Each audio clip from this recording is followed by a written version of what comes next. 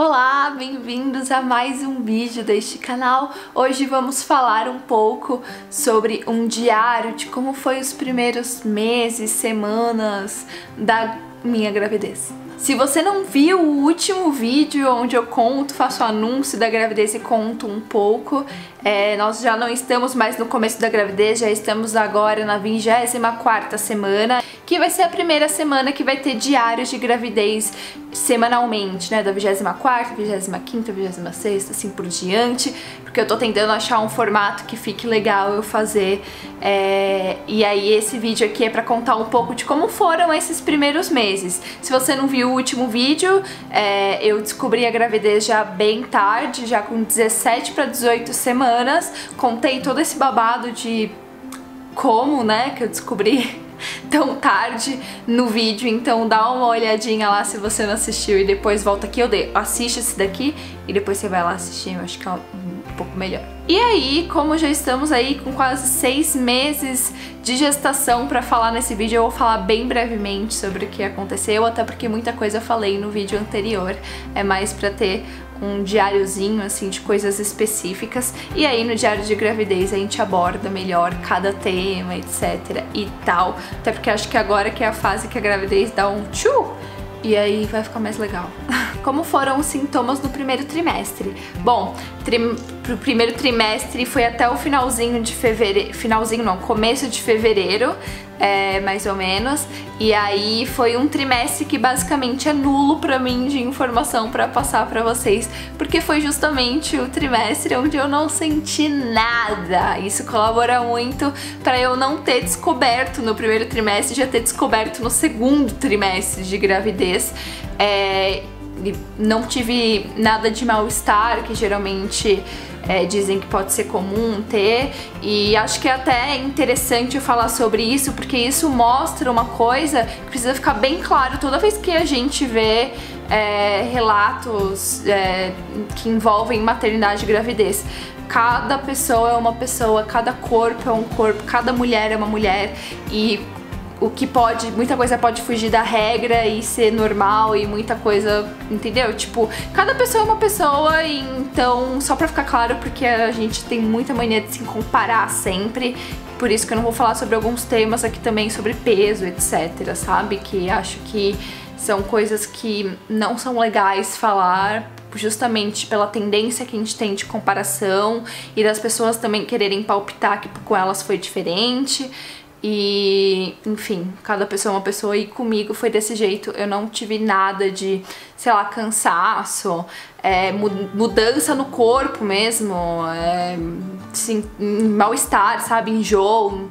Eu não tive nada. Eu comecei a sentir mudanças no meu corpo que foram sinais pra eu começar a desconfiar e ir atrás, descobrir se eu, pra ver se eu tava grávida, que foi no começo do segundo trimestre. Que aí, quais foram os sintomas no segundo trimestre? Eu tô na metade do segundo trimestre, então até o momento eu acho que eu descobri a minha gravidez bem no momento que ela deu um boom, uma mudança total. E a mudança total que eu digo não é em relação ao mal-estar, etc e tal, mas em relação mesmo ao corpo, ao crescimento do bebê, né? Então eu descobri bem na fase onde de repente eu descobri e já tava tudo começando a mudar. No começo de fevereiro eu comecei a sentir mudança no meu corpo, comecei a sentir que eu tava inchando, e foi uma coisa um pouco estranha, porque que demorou muito pra cair a minha ficha e eu realmente desconfiar que era por causa de uma gravidez, porque era uma mudança, tipo, eu estava inchada, sabe, em uns lugares meio bizarros, não como a gente geralmente imagina que vai ser na gravidez, que vai começar a crescer uma barriga, assim, bonitinha, tal. Não, foi de, tipo, surgir uma pança, na região do estômago tá inchado, sabe, e aí roupas de cintura alta ficarem apertadas bem na cintura mesmo, porque quadril, coxa, etc, e meu peso estavam totalmente normais. E comecei também a vazar um pouco de colostro. Colostro, né? Existem várias fases do leite materno e o primeiro é o colostro e pode começar a acontecer de vazar um pouquinho em algumas mulheres a partir já lá do quarto mês, mais ou menos. Foi como eu virei e falei, putz, acho que tá um pouco estranho isso aqui.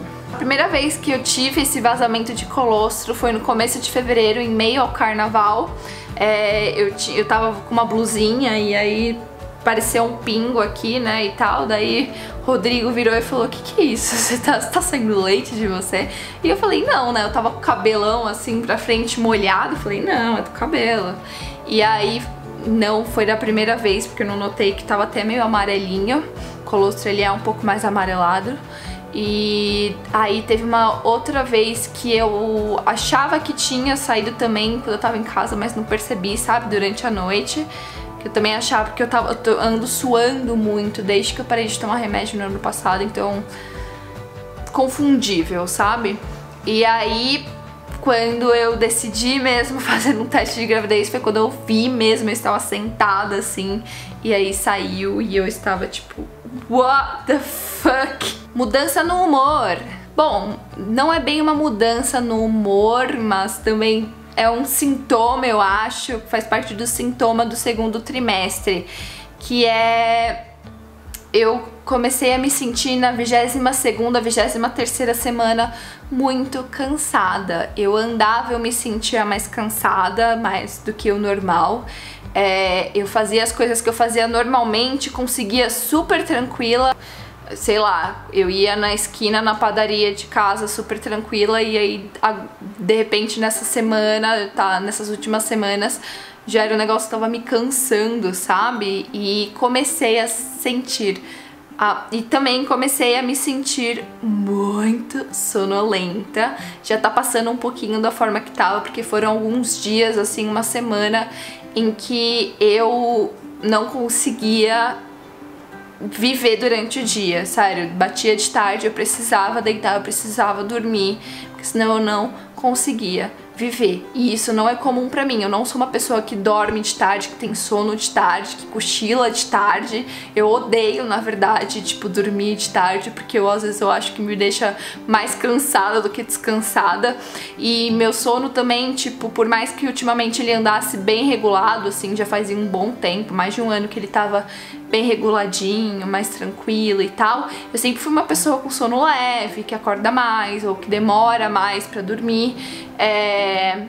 E eu senti que eu já tava, tipo, meu reloginho tava mudando, sabe? Dava 9h30, 10 horas da noite, eu precisava deitar e dormir.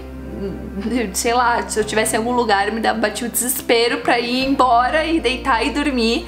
E também acordava cedo normalmente, mas, cara, com um sono absurdo, absurdo, absurdo durante o dia. E essa vontade de dormir cedo. Mas já tá até que passando, durante o dia eu já tô um pouco mais tranquila, mas o cansaço ainda continua. O que ok, é normal, mas ao mesmo tempo eu não gosto, porque eu gosto de ser uma pessoa bem ativa e tal, fazer as coisas. Então entrar na minha cabeça que, ó, Camila, você tem que evitar pegar coisas de peso, etc e tal, é um pouco difícil, sabe? Porque às vezes eu esqueço que eu tô grávida. Desejos, teve algum desejo? Bom, tive desejo de donuts. O que eu considero de desejo, gente, é um pouco difícil pra mim, porque eu sou uma pessoa muito comilona, uma bela de uma taurina. Eu tenho fome o tempo todo de todas as coisas que eu amo muito. Então eu considero mais desejo coisas que eu tive muita vontade de comer repetidamente, assim, e que não faziam muito parte do meu hábito natural de coisas diferentes que eu queria comer. Que primeiro foi donuts. Eu, sei lá, comi um dia donuts, um mini donuts assim, e eu passei um mês inteiro querendo comer donuts todos os dias, e eu não sou uma pessoa muito chegada em doce. Inclusive, meu apetite pra doce também abriu bastante. Eu nunca fui uma pessoa com apetite pra doce.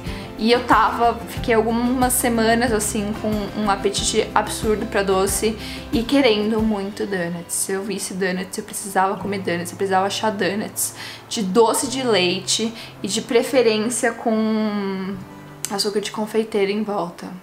Porque foi uma coisa meio que de louco, assim, eu precisava comer aquilo e andei, mudei minha rota algumas vezes para conseguir achar um donuts. Quais as maiores preocupações que você tá tendo? Bom, desde que eu descobri, né, como foi uma coisa que eu descobri já bem avançado e que eu caí, tipo, caraca, e eu tenho apenas 3, 4 meses pra preparar tudo, sabe? Não 9.